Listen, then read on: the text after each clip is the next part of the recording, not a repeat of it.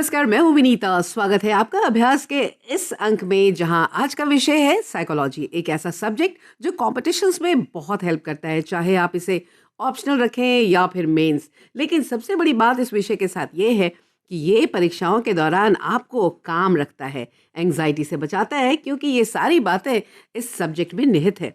आज की हमारी एक्सपर्ट है डॉक्टर पूनम फोगाट, और ये है faculty psychology department, Gargi college, Delhi university. Ma'am, आपका बहुत बहुत स्वागत है स्टूडियो में।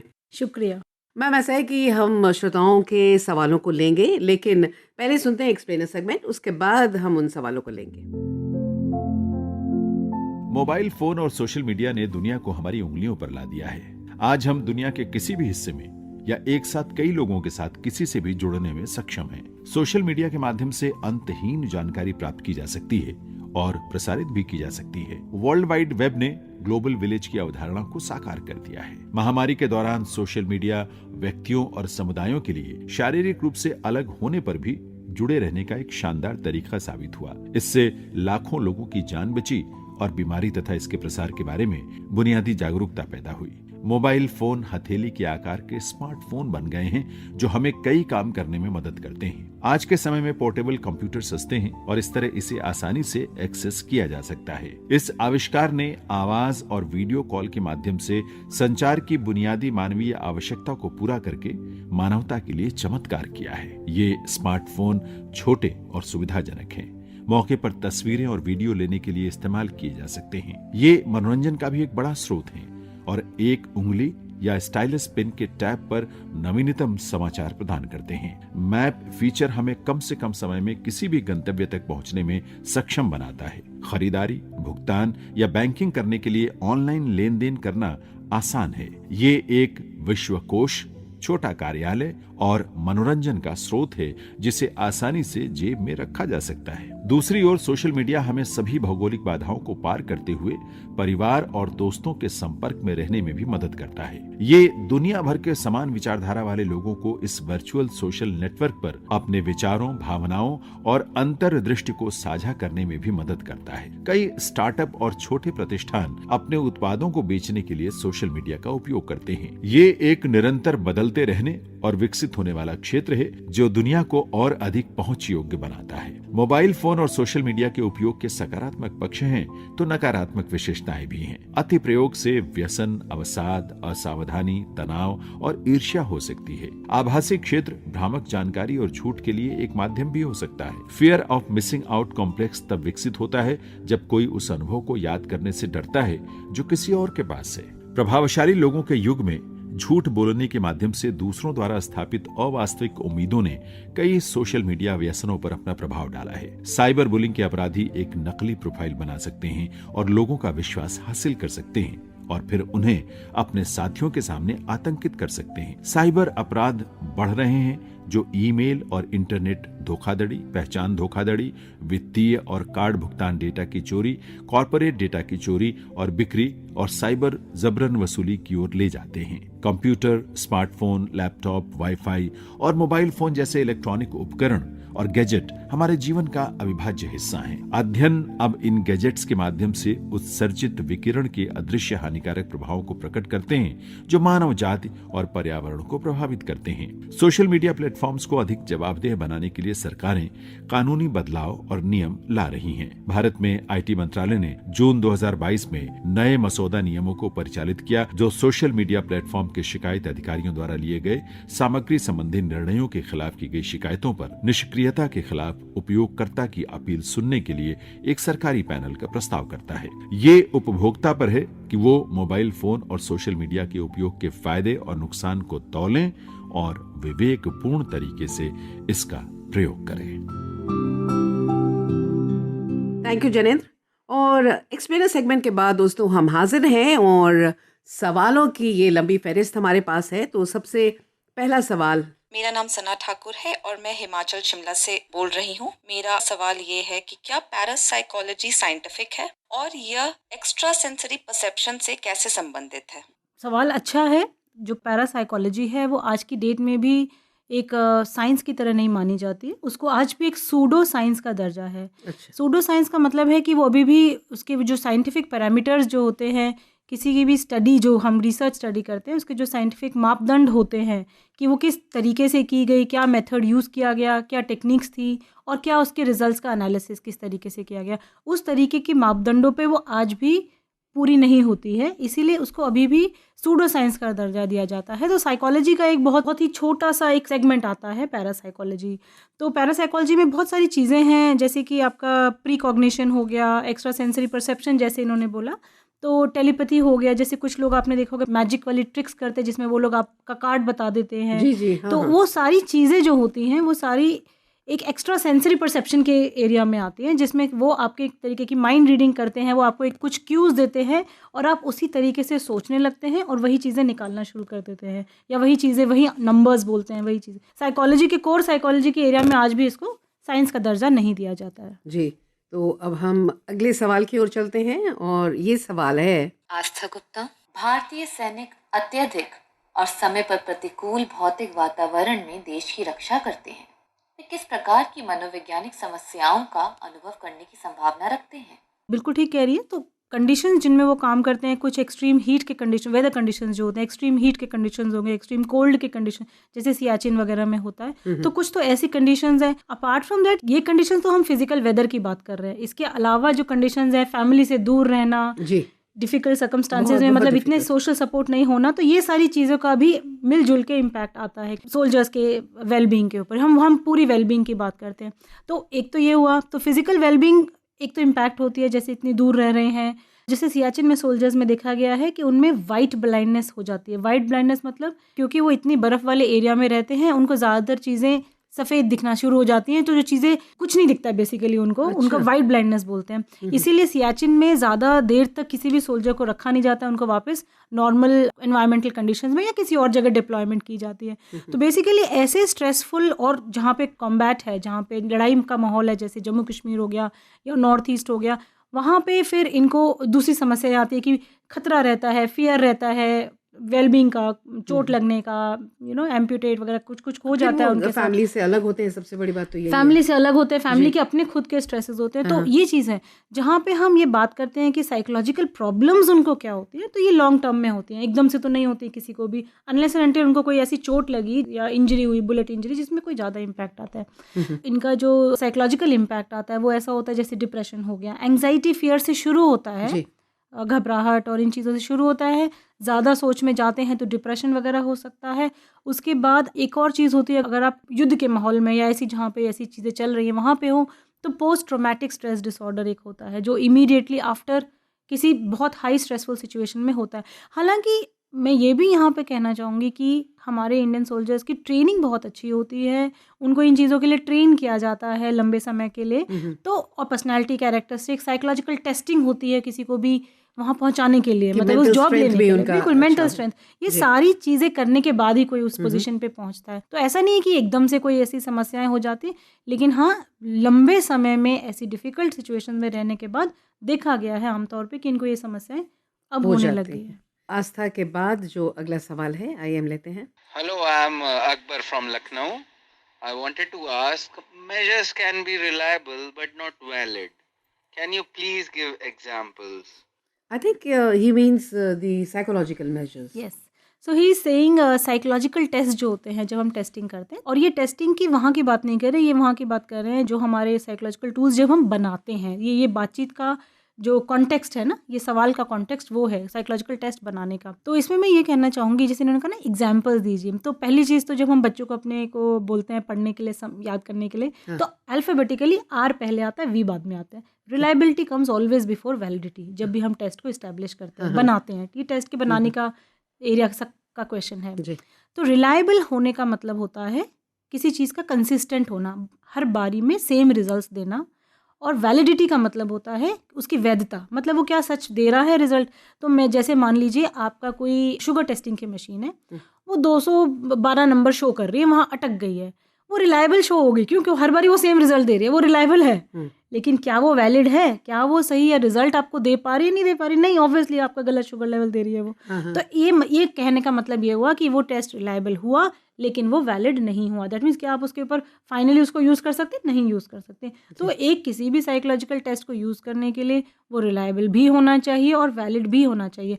बट हाँ, अगर कोई टेस्ट रिलायबल नहीं साबित हुआ तो आप वैलिडिटी की सिचुएशन पे जाते ही नहीं हो, वहाँ तक आप प्रोसेस में नहीं जाओगे जब हम टेस्ट बना रहे हैं। और अगर कोई चीज़ वैलिड है तो वो रिलायबल तो हुई क्योंकि आप तभी उस स्टेप पे पहुंचे। जैसे एक सीढ़ी चढ़ते हैं तो आप पहले नीचे वाली।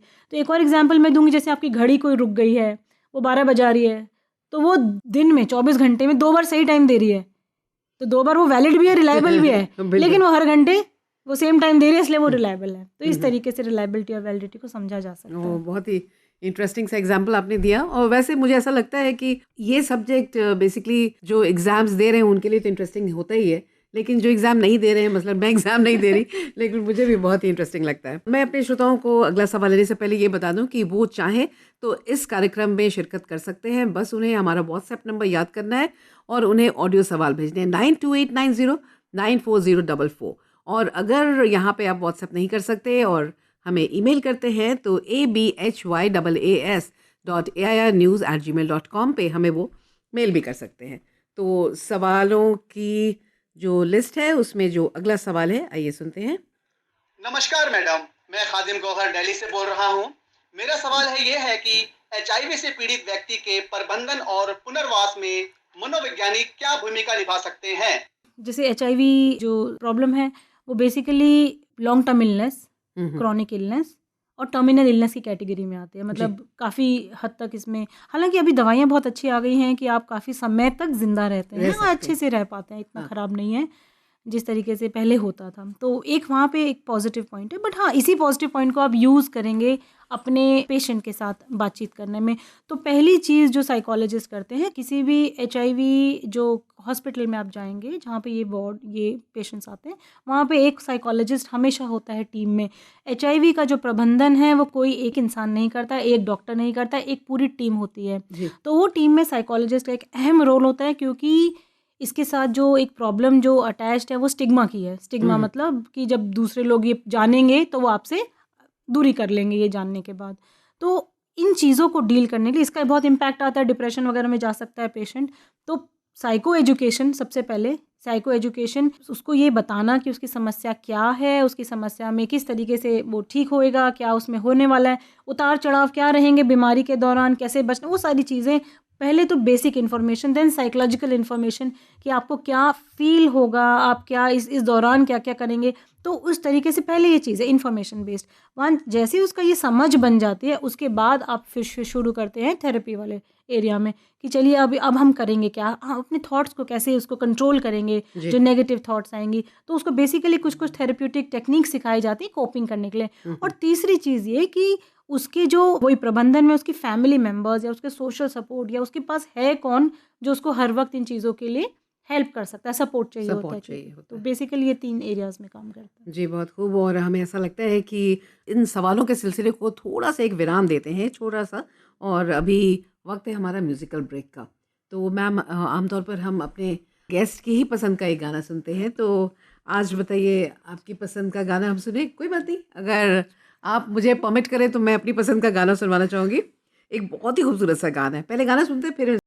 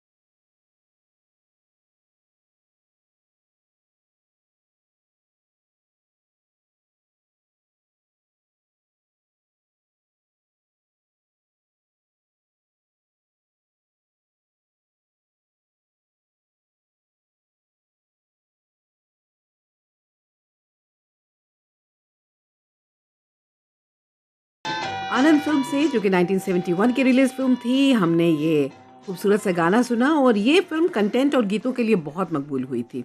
ये तो हुई थोड़ी सी जानकारी गाने के बारे में। आइए अब सवालों की जो बारिश अभी हमने थोड़ी देर तक रोक रखी थी, अब इसको फिर से शुरू करते हैं और कुछ एक सवालों को और लेते हैं। मैं प्रवीण बात कर रहा हूँ। साइकोलॉजी मनुष्यों के अलावा और दूसरे पशु, प्राणी, पक्षी में कैसे काम करता है और विभिन्न मनुष्यों के वर्तन में भी साइकोलॉजी का क्या महत्व है? अगर आप साइकोलॉजी को समझें तो साइकोलॉजी का जो बेसिकली मीनिंग है वो ये है कि study of human and animal behaviour. उसकी जो डेफिनेशन यही है कि ह्यूमन और एनिमल सबके बिहेवियर को स्टडी करना और ऑब्जर्वेबल और अनऑब्जर्वेबल बिहेवियर को, मतलब जो चीज़ मुझे सामने दिखाई दे रही है वो वाले बिहेवियर्स, और जो मुझे नहीं दिखाई दे रहे, नहीं दिखाई देने वाले बिहेवियर्स वो होते हैं जो हमारे दिमाग में चल रहे होते हैं। थॉट्स हैं, हमारी नीड्स हैं, डिज़ायर्स हैं, विशेज़ हैं, ये सारे हमारे अंदर के होते हैं। तो बेसिकली तो ये हो गया एनिमल बिहेवियर्स की। जब मैं बात करूँ एनिमली क्या, जैसे छोटे बच्चे जो नहीं बोलते, एनिमल्स को हम मतलब इस तरीके से सोच सकते हैं। एनिमल्स हैं जो स्पीशीज़ हैं जो हमारे साथ रहते हैं, बहुत करीब रहते हैं। पेट्स हो गए हमारे जो हमसे बात नहीं करते हैं, या एनिमल्स इन द वाइल्ड भी हो गए। इनके बिहेवियर्स की भी बहुत स्टडी होती है। इनके क्या क्या बिहेवियर्स नेचुरल हैं, क्या अननेचुरल। आजकल बहुत बिहेवियर्स ऐसे देखे गए हैं जो एनिमल्स में भी चेंजेस आ रहे हैं, वो भी डिफरेंट टाइप ऑफ बिहेवियर्स कर रहे हैं जो पहले नहीं देखे गए थे। तो एनिमल के बिहेवियर भी स्टडी होता है। एक बहुत ही पॉपुलर अमेरिका वगैरह में तो बहुत यूज़ होता है जो जिसको बोलते हैं डॉग विस्परर। तो डॉग विस्परर और वो होते हैं जैसे कि जो कोई डॉग जो आपका डिस्टर्ब करता है, बहुत घर में शोर करता है, या उसमें कुछ रेस्टलेसनेस है डॉग में, तो वहाँ पे तो पूरा ट्रेनिंग मतलब वो चलते हैं जिनमें ये लोग इनको बुलाते हैं और डॉग को ट्रेन करते हैं कि वो इस तरीके से शांत रहना सीखे। नहीं, वो तो आजकल हमारे देश में भी बहुत सारे ट्रेनिंग के इंस्टीट्यूट्स हाँ, हैं, जनरल जहाँ ट्रेनिंग पे के इनको- हैं। अभी हाँ, ये बिल्कुल ये डॉग बिहेवियर में के अंदर आ चुके हैं ना इस तरीके से। जी तो एवोल्यूशनरी साइकोलॉजी तो खैर रही है। एवोल्यूशनरी जो साइकोलॉजी है वो एनिमल बिहेवियर को स्टडी बहुत जी। करती है। इवन कैट्स, उनके भी आजकल जिस तरीके से लोग एज पेट्स रखते हैं तो वो बहुत अच्छे से रिस्पॉन्ड करती हैं। जो सोशल सपोर्ट है लोगों का, बहुत हाँ। लोगों का सोशल सपोर्ट वही है, जी इंसान नहीं है, हाँ। पेट्स ही हैं। हाँ, बिल्कुल सही कहा आपने। तो अब हम एक और सवाल ले लें। मेरा नाम दुर्गेश पांडे है, मैं यहीं रीवा से। मेरा सवाल ये है कि साइकोलॉजी का संबंध अध्यात्म से कैसे है? दुर्गेश पांडे, अध्यात्म से किस तरीके से ये लिंक्ड है? सो दुर्गेश जी शायद मेरे ख्याल से नेक्स्ट लेवल पे जा चुके हैं शायद, अब ये इन्होंने कुछ सोचना शुरू कर दिया। हाँ, तो अगर साइकोलॉजी हम कहें, साइकोलॉजी अगर हम बिहेवियर, अभी हमने बात की कि बिहेवियर को स्टडी करते हैं, जो हमें दिख रहा है, जो हमें दिखाई दे रहा है और जो नहीं दिखाई दे रहा है, सोच का लेवल, ये तो हमारे वो लेवल्स हैं जहाँ पे हम आम तौर पे अपनी ज़िंदगी जीते हैं। मैं घर में क्या काम कर रही हूँ, क्या नहीं कर रही हूँ, किससे बात कर रही हूँ, ये सारी चीज़ें आम तौर पे हम ये मेरा एक लेवल ऑफ कॉन्शियसनेस बोला जा सकता है, नॉर्मल लेवल ऑफ कॉन्शियसनेस। जी लेकिन एज ए ह्यूमन बीइंग मेरा रिलेशन इस सृष्टि से, आजकल एक बात आपने सुना, ये वर्ड मल्टीवर्स एक वर्ड होता है। जी मल्टीवर्स मतलब कि हम यहाँ रह रहे हैं तो हम एक लेवल ऑफ वर्ल्ड में हैं, बट इसके अलावा बहुत सारे और दुनिया के लेवल्स होते हैं जो हमें नहीं देखे। अभी तक हमारी साइंटिफिक टेक्निक्स यही जानती है कि एक ही धरती है, हो सकता है यहाँ 4-5 और धरतियाँ घूम रही हैं, जी, हमें नहीं मालूम हाँ है ना। हाँ बहुत सारी चीज़ें हैं जो हमारे कॉन्शियसनेस से बाहर की चीज़ें हैं जो हमें आज भी समझ नहीं आती हैं। तो हम ये कह रहे हैं कि बेसिकली जो अध्यात्म है वो हमारा एक तरीका है जो साइकोलॉजी को और ऊपर लेवल पे ले जाता है, और उसका बहुत गहरा कनेक्शन है जब हम ये सोचते हैं कि हमारे को कॉन्शियसनेस में और ऊपर बढ़ना है और बाकी चीज़ों से हमारा क्या कनेक्शन है, इस सृष्टि से क्या कनेक्शन, क्या मेरा वो कनेक्शन वहाँ पे जो पहाड़ों में चीज़ें हैं, जो झरना बह रहा है, क्या मेरा उससे कोई कनेक्शन है कि नहीं है। अध्यात्म का मतलब है spirituality and it's not religiosity. या इसका धर्म से कनेक्शन नहीं है, ठीक है नहीं, ना। नहीं, तो ये हाँ। स्पिरिचुअलिटी है, हम क्या विश्वास है हमारा, क्या कोई और चीज़ है यहाँ पे इस दुनिया में, कुछ और है जो कंट्रोल करता है। तो वो सब चीज़ों का, तो हम इन चीज़ों के सवालों में जब घुसेंगे तो हमको और ज़्यादा अपने बारे में समझ आता है, और मेरा कनेक्शन बाकी दुनिया से क्या है, सृष्टि से क्या, वो सब चीज़ों का समझ जी आता है। इससे रिलेटेड कोई किताब ऐसी हो जो आप सजेस्ट करना चाहें? इंडियन साइकोलॉजी पे बुक्स हैं, जी और अगर आप अपने जो जैसे कि अगर आप भगवत गीता भी पढ़ेंगे उसमें भी बहुत निकल के आ जाता है, ह्यूमन बिहेवियर सारा निकल के आ जाता है और उसका कनेक्शन आध्यात्म से निकल के आ जाता है। और ये अगला सवाल। My name is Charulata Kaimal and I am from Kerala. My question is, what is Indian psychology and what is its relevance? इनका सवाल मैं अगर एकेडमिक एंगल से देखूँ ना, जी। इनका सवाल का मतलब ये है कि इंडियन साइकोलॉजी का अलग से पूरा ट्रेडिशन है, पूरा ट्रेडिशन है। इस वर्ल्ड में सिर्फ 2 साइकोलॉजीज चलती हैं दुनिया में। एक है वेस्टर्न साइकोलॉजी जिसको हम बोलते हैं, जो यूएस से आती है, जो यूएस वालों ने बनाया हमारे लिए कि भाई ये साइकोलॉजी होती है, इस तरीके से ये थ्योरी है, ये पर्सनैलिटी है, ये इंटेलिजेंस है। लेकिन जब हमने देखा और उसको समझा और हमने अपने शास्त्रों की तरफ देखा तो हमें रियलाइज हुआ हमारे पास ऑलरेडी एक साइकोलॉजी रनिंग है, एक्टिव साइकोलॉजी रनिंग है। तो इंडियन साइकोलॉजी बेसिकली वो साइकोलॉजी है जो शास्त्रों से, उनकी समझ से, जो ऑलरेडी रिटन है उनकी समझ से निकल के आती है और वो एक्सप्लेन करती है ह्यूमन बिहेवियर को, ह्यूमन पर्सनैलिटी को, हमारा कनेक्शन सृष्टि से, अगेन फिर वही सृष्टि से, और जो वो एक्सप्लेन करती है धर्म शास्त्र को, कर्म शास्त्र को। ये सारी चीज़ें जो हैं वो सारी इंडियन साइकोलॉजी में आती हैं। तो बेसिकली इंडियन साइकोलॉजी सिर्फ एक इंडिविजुअल को एक्सप्लेन नहीं करती है, उसके सोशल कॉन्टेक्स्ट को एक्सप्लेन करती है, जो उसकी बहुत स्ट्रॉन्ग एडवांटेज पॉइंट है। जहाँ पे आज वेस्टर्न साइकोलॉजी पहुँची है इतने सालों के अध्ययन के बाद, हम वहाँ, हमारे शास्त्र हमें हमेशा से वहाँ थे। उसका रेलेवेंस आज की डेट में बहुत इंपॉर्टेंट इसलिए भी बन जाता है क्योंकि हम जो भी चीज़ एक्सप्लेन करते हैं कल्चरल कॉन्टेक्स्ट में एक्सप्लेन करते हैं आज की डेट में। अब ये इस कार्यक्रम का आखिरी सवाल है और ये हरमनप्रीत ने पूछा है। ये सवाल है, IQ स्कोर एकेडमिक नौकरी और अन्य जीवन परिणामों में सफलता की भविष्यवाणी करता है, कृपया समझाएं। So what is IQ score? तो IQ स्कोर बेसिकली, जैसे कि IQ होती है हमारी समझदारी, बुद्धिमत्ता हमारे अंदर कितनी है। तो अगर हम एक बेसिक लेवल ऑफ एजुकेशन कर चुके हैं, 12वीं कर चुके हैं, BA कर चुके हैं, एक लेवल ऑफ एजुकेशन क्रॉस कर चुके हैं, इसका मतलब आप में एक एवरेज लेवल ऑफ बुद्धिमत्ता तो है ही है जी। नहीं तो आप यहाँ भी नहीं पहुँचते। ठीक है, तो बेसिकली IQ तो ये हुई। लेकिन अगर आप में ज़्यादा है तो IQ का एक फॉर्मूला होता है जो हम कैलकुलेट करते हैं, वो होता है mental as by chronological age into 100। ठीक है ना, एक फॉर्मूला है। मेंटल एज क्या होती है कि मेरी दिमाग की एज क्या है, मेरी समझ की, बुद्धि की उम्र क्या है। क्रोनोलॉजिकल एज है कि मेरी आज की उम्र क्या है, मैं कितने दिन की, कितने साल की, वो मेरी एज हुई। तो अगर मैं समझ में अपनी वास्तविक उम्र से ज़्यादा हूँ तो मेरा फॉर्मूला बढ़ के आएगा, नंबर बढ़ के आएगा। अगर मैं उसके बराबर हूँ तो सेम आएगा, 100 आ जाएगा, 1/1 बन जाएगा। और अगर मेरा वो कम हुआ तो वो कम निकल के आएगा। तो बेसिकली तो ये हुआ। लेकिन इसमें जो खेल खेलता है एक चीज़, सक्सेस की बात अगर हम करें, सिर्फ सक्सेस को देखें, एकेडमिक सक्सेस तो आपका IQ दे देगा। अगर आप मान लो 140 IQ पे हैं, जैसे IQ बहुत बेहतर मानी जाती है, वो 140 के आसपास, 150, तो अगर आपकी 140 150 है, बड़े से बड़े साइंटिस्ट इनकी होगी, अगर आपकी वहाँ है, आप बहुत बुद्धिमान हैं, आप बहुत सक्सेसफुल रहेंगे। लेकिन जहाँ जो प्रॉब्लम क्रिएट होगी वो होगी अगर आपके पास इमोशनल क्वोशेंट नहीं है, मतलब इमोशंस की समझ नहीं है, आप रिश्ते नहीं बना पाते हैं, आप लड़ाई करते हैं, कॉन्फ्लिक्ट करते हैं, झगड़े करते हैं, आपका कुछ सही नहीं चल रहा है बाकी ज़िंदगी में, लेकिन आप बड़े से बड़े साइंटिस्ट बने तो आप फाइनली सक्सेसफुल काउंट नहीं होंगे लाइफ में।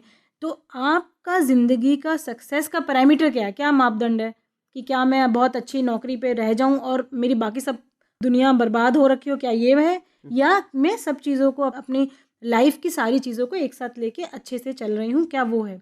तो IQ और EQ का जब बहुत बेहतरीन कॉम्बिनेशन बनता है, अच्छा चाहे एवरेज हो IQ, लेकिन अगर आपका EQ बहुत अच्छा होगा तो आप तब भी सक्सीड कर जाएंगे क्योंकि आपको लोगों का सपोर्ट रहेगा। लेकिन अगर आपका IQ बहुत अच्छा होगा और आप झगड़ा करेंगे, EQ नहीं होगा और आप किसी को साथ लेके नहीं चलेंगे तो आप नहीं सक्सेसफुल हो पाएंगे। तो मतलब IQ के साथ EQ भी उतना ही आवश्यक है। तो डॉक्टर पूनम फोगाट गार्गी कॉलेज से साइकोलॉजी डिपार्टमेंट की, इन्होंने आपके सवालों के जवाब दिए पिछले अंक में। अभी पहले तो हम सुन लेते हैं फैक्ट फाइल, उसके बाद हम फिर मुखातिब होंगे।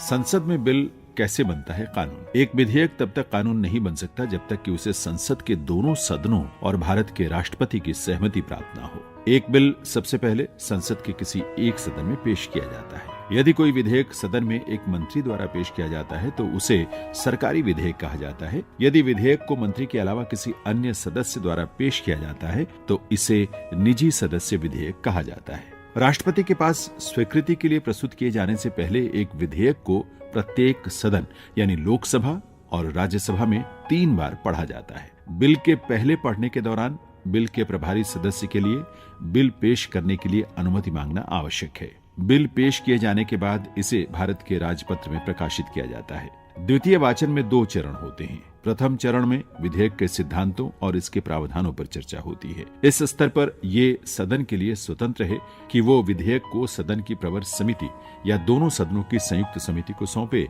या उस पर राय जानने के लिए या उस पर तुरंत विचार करने के लिए इसे परिचालित करे। द्वितीय वाचन के दूसरे चरण में विधेयक पर खंड दर खंड पर विचार किया जाता है, जैसा कि पुनः स्थापित या प्रवर या संयुक्त समिति द्वारा रिपोर्ट किया गया है। विधेयक के प्रत्येक खंड पर चर्चा होती है और इस स्तर पर खंडों में संशोधन पेश किए जा सकते हैं। द्वितीय वाचन के बाद सदन को विधेयक के उपबंधों का अध्ययन करने के लिए पर्याप्त समय दिया जाता है। उसके बाद जिस सांसद या मंत्री ने इस बिल को पेश किया था, वे कहते हैं कि बिल पास हो गया है। इसे थर्ड रीडिंग कहा जाता है। साधारण विधेयक को पारित करने के लिए उपस्थित और मतदान करने वाले सदस्यों का साधारण बहुमत आवश्यक है, लेकिन संविधान में संशोधन के लिए एक विधेयक के मामले में सदन की कुल सदस्यता का बहुमत और संसद के प्रत्येक सदन में उपस्थित और मतदान करने वाले सदस्यों के कम से कम 2/3 बहुमत की आवश्यकता होती है। विधेयक के एक सदन से पारित होने के बाद इसे इस आशय के संदेश के साथ सहमति के लिए दूसरे सदन में भेजा जाता है और वहां भी